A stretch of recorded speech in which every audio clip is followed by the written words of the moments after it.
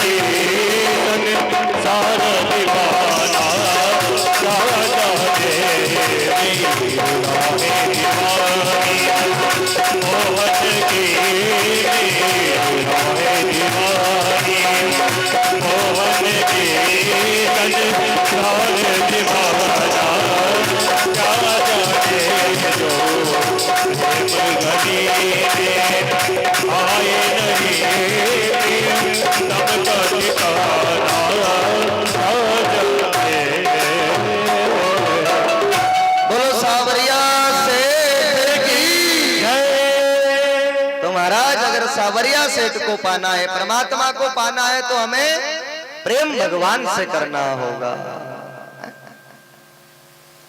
उस परमात्मा से अगर सच्चा प्रेम कर लिया तो फिर हमें वो मिल जाएगा। महाराज मीरा ने क्या किया ठाकुर जी से? मीरा ने भगवान को कोई दौलत थोड़ी ना दी तो मीरा को मिल गए भगवान। अरे मीरा ने भी तो भगवान से सच्चा प्रेम किया। मीरा ने संसार को त्याग दिया, अपना घर, राजमहल, पति सबको त्याग करके वो मीरा द्वारिकाधीश की शरण में चली गई। और मीरा ने कह दिया कि मेरो तो गिरधर गोपाल दूसरो न कोई, जाके सिर मोर मुकुट मेरो पति सोई। मीरा ने कह दिया ये दुनिया मेरी नहीं है, ये रिश्तेदार मेरे नहीं है, अगर मेरा कोई है तो मेरा गिरधर गोपाल है। अब बताना, अगर हमसे कोई पूछे कि आपका कौन है तो वास्तविक में बताना। कोई अगर आपसे पूछे कि आपका खास कौन है तो आप क्या बताओगे? हैं? अगर आपसे किसी ने पूछ लिया कि आपका खास कौन है तो आप यही कहोगे ना कि फलाना ब्याही हमारा खास है। यही कहोगे ना कि वो फलाने ब्याही जी हमारे बिल्कुल खास है। हम ये नहीं कहेंगे कि वो सावरिया सेठ, वो गिरधर गोपाल हमारा खास है। बस ये फर्क है हमें।